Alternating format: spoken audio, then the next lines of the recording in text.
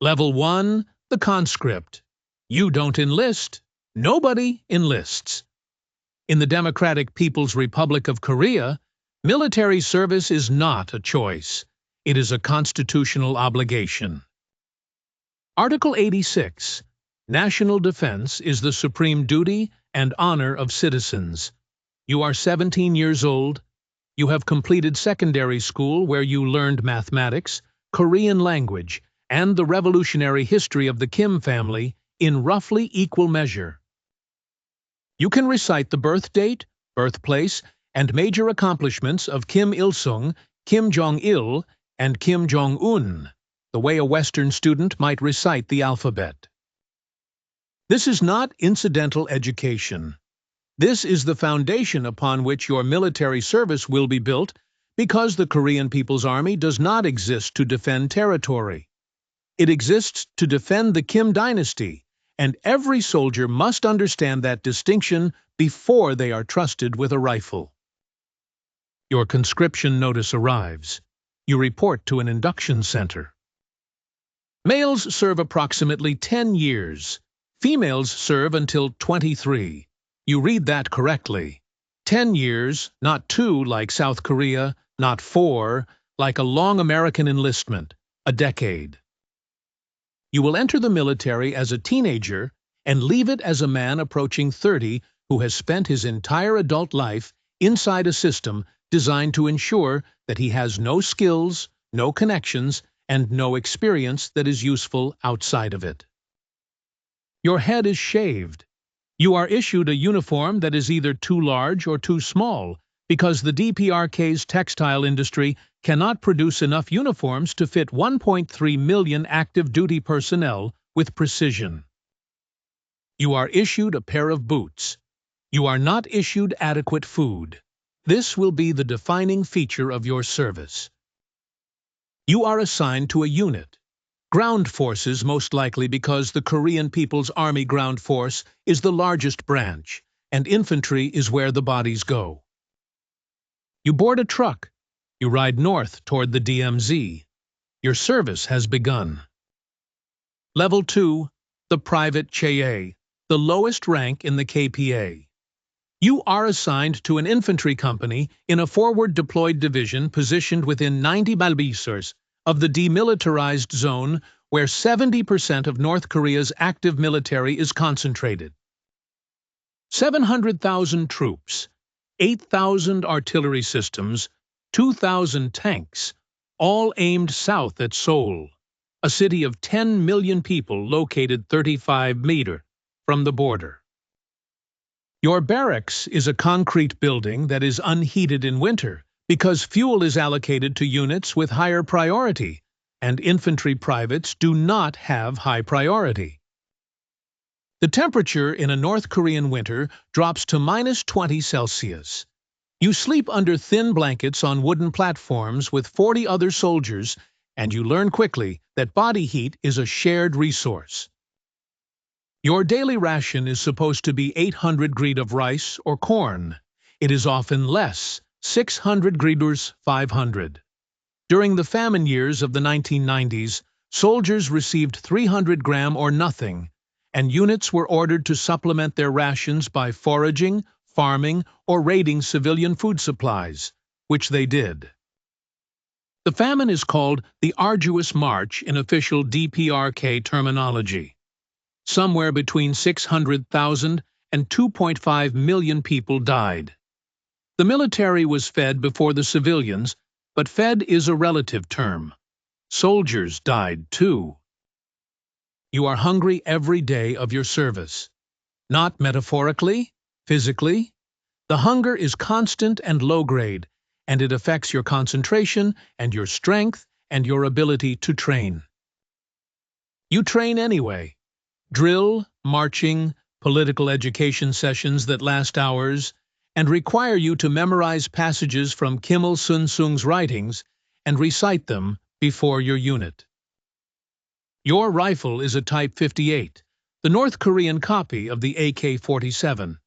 It was manufactured decades ago, and the maintenance is your responsibility, and spare parts do not exist in adequate supply. You clean it daily because the consequences of a poorly maintained weapon during inspection are severe, not a reprimand. Physical punishment. Beatings from NCOs are routine and institutional. Level 3. The Corporal. Hogupa. You have served 2 to 3 years. Your promotion is based on time in service and political reliability, not merit in the way that Western militaries understand it. Political reliability means several things. It means your family's Songbun, the caste system that classifies every North Korean citizen into one of 3 categories: loyal, wavering, or hostile, based on what your ancestors did during the Korean War and the Japanese occupation. If your grandfather fought for the South or had connections to landowners or Christians, your Songbun is hostile, and your military career will never advance beyond the lowest ranks, regardless of your competence. If your Songbun is loyal, promotion is possible. It means you attend every political education session with visible enthusiasm. It means you report ideological deviations among your fellow soldiers to the political officer assigned to your unit. Every KPA unit has a political officer whose function mirrors the Soviet Commissar system. He monitors loyalty. He conducts self-criticism sessions where soldiers confess their ideological shortcomings before the group. He files reports that determine who is promoted and who is punished, and who disappears. You have learned to perform loyalty, not feel it, perform it. The distinction is the most important survival skill in the DPRK. You lead a section of 8 to 10 soldiers. Your responsibilities include maintaining their discipline, their equipment, and their political education attendance. You are also responsible for their nutrition, which means you are responsible for the impossible. You organize foraging parties. Your section harvests grass, bark, roots, and wild plants from the hillsides near the base to supplement rations that are biologically insufficient for young men performing manual labor in temperatures that drop to -20. This is not a metaphor or an exaggeration. North Korean soldiers eat grass and boil tree bark into soup.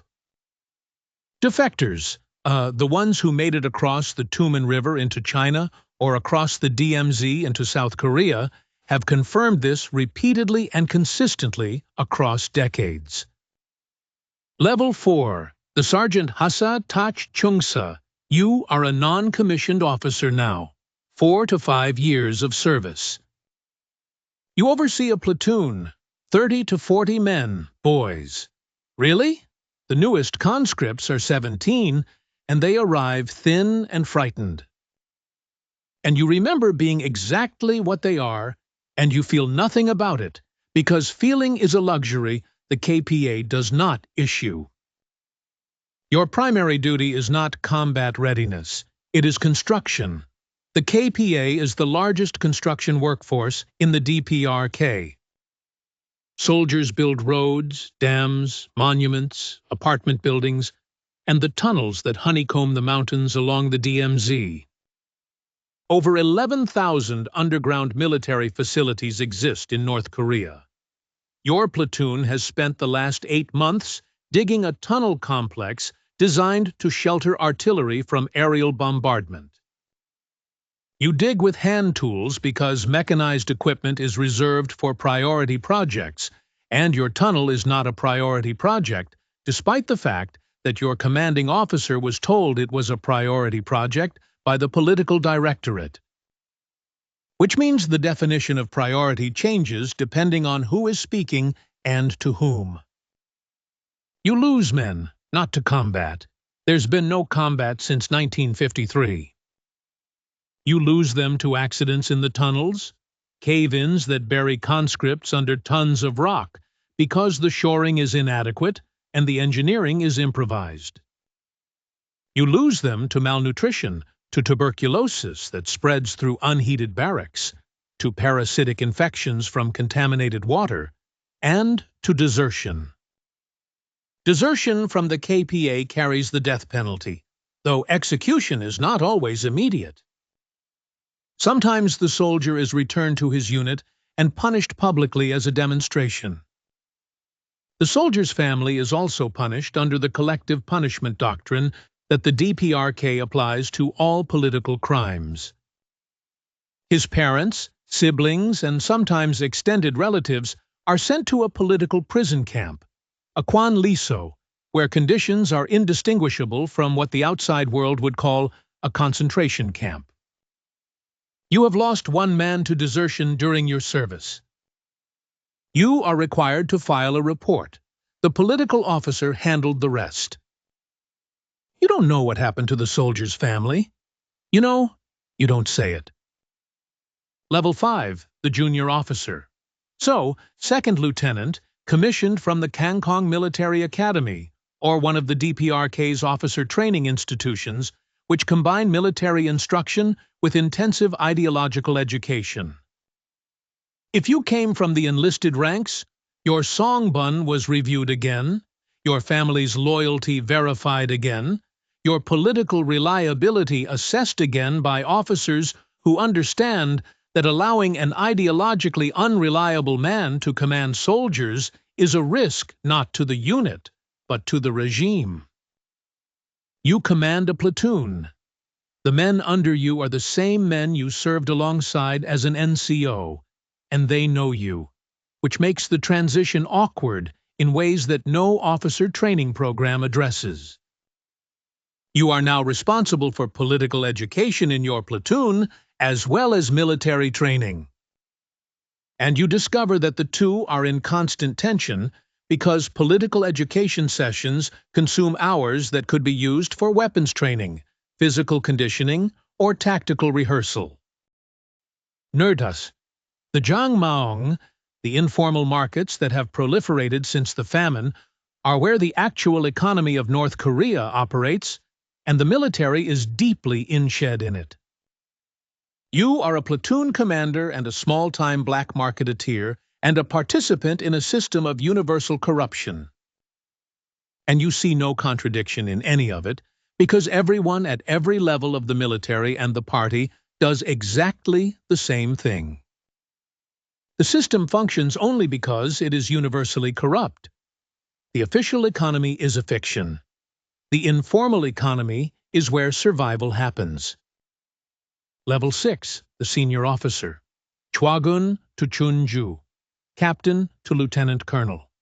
You command a company, then a battalion, 500 to 800 soldiers. You've served 12 to 15 years. You are deep inside the system. Now, deep enough to understand how it actually works, which is nothing like how the political education manuals describe it. The KPA is not a meritocracy. It is a patronage network organized around loyalty to the Kim family and managed through a system of rewards and punishment so total that even the generals live in fear. Promotions are determined by political reliability, personal connections to senior officers within the Workers' Party of Korea, and willingness to participate in the performance of loyalty that the regime requires at every level. You attend mandatory celebrations of Kim Il-sung's birthday, Kim Jong's birthday, the founding of the Workers' Party, the founding of the KPA, the anniversary of the Korean War armistice. Each celebration requires your unit to demonstrate ecstatic devotion, weeping, cheering, synchronized displays of gratitude that are choreographed weeks in advance and rehearsed with the same intensity as military exercises. Because in the DPRK, the performance of loyalty is a military operation. Soldiers who do not weep convincingly during a ceremony mourning a deceased Kim family member are noted. Soldiers who do not cheer loudly enough are noted. The sincerity behind the performance is irrelevant. What matters is the performance itself. Failure to perform with sufficient visible intensity is reported by the political officer, and reported means filed, and filed means stored in your personal dossier for future use. You have witnessed officers senior to you disappear, arrested, sent to Kwanliso, executed sometimes for genuine disloyalty, sometimes for insufficient enthusiasm, sometimes for reasons that are never explained, because the purpose of arbitrary punishment is not justice, but terror. Level 7. The Colonel. Tua to Sangua. You command a regiment or a brigade, 2,000 to 5,000 soldiers. You are part of the senior military establishment now. You attend briefings at Corps headquarters. You interact with general officers. You are given access to information that ordinary soldiers and junior officers never receive. The actual state of the KPA's readiness, which is significantly worse than the propaganda suggests. Equipment is obsolete by decades. Tanks are 1960s-era T-62s, and their Chinese variants machines that would be destroyed in minutes by the South Korean K-2 Black Panthers positioned across the border. Aircraft are MiG-21s from the 1960s and a handful of MiG-29s from the late Soviet era that lack spare parts and whose pilots receive fewer than 20 flight hours per year because aviation fuel is too scarce to allow adequate training. South Korean pilots fly 120 hours annually. American pilots fly 200. Yours fly 15 to 20 and spend the rest of the year in classrooms studying ideology. The artillery aimed at Seoul is the one genuine capability that keeps the world's attention. Thousands of guns and rocket launchers in hardened positions along the DMZ that could devastate the South Korean capital in the opening hours of any conflict. Everything else is deterioration managed by performance. You file readiness reports that describe your brigade as combat ready, because filing an honest report would be career-ending and potentially life-ending. Every colonel files the same report. Every general reads the same reports and knows they are false, and files his own report upward, saying the same thing. The fiction is structural. Nobody can afford to be the one who tells the truth. Because the truth is that the world's fourth largest military is sustained by ideology, fear, and the willingness of 1.3 million people to pretend that a system built on starvation and surveillance is the greatest military force on Earth. Level 8. The General. So, Yang to Jang, Junior General to Superior General. You are among the estimated 2,000 general officers in the KPA, a number so inflated that the rank itself has been diluted into a loyalty reward rather than a marker of military competence. Your promotion was approved by the Central Military Commission, chaired by Kim Jong-un. Personally, the Supreme Leader signs every general officer promotion. Your name was on a list that was reviewed by party officials who assessed not your battlefield capability, but your family's Songbun, your personal loyalty record, your network of political connections, and your willingness to participate in the rituals of devotion that the regime demands of its senior military leaders.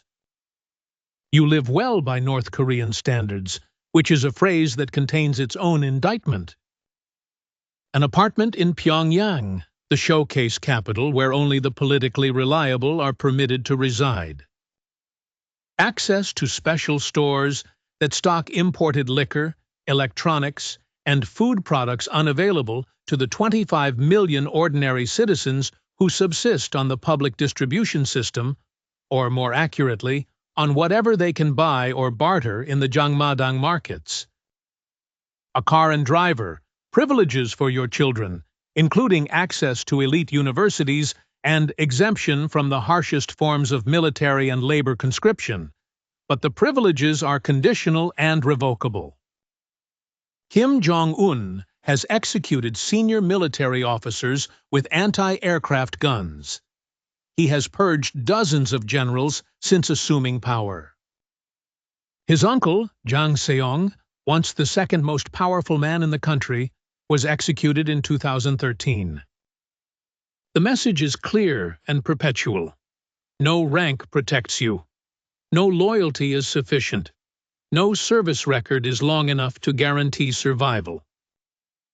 You attend state functions, and you clap, and you weep on cue, and you tell the supreme leader that his military is invincible, and you know that the man sitting next to you is doing the same thing, and that one of you may not be here next year. Level 9, the Supreme Commander. There is only one. Kim Jong-un, Marshal of the Republic, Supreme Commander of the Korean People's Army, Chairman of the Central Military Commission, General Secretary of the Workers' Party of Korea, President of the State Affairs Commission. The titles accumulate like armor. He inherited the military at 27 when his father died in 2011. He had no military experience, no combat service, no command history. His authority derives entirely from bloodline.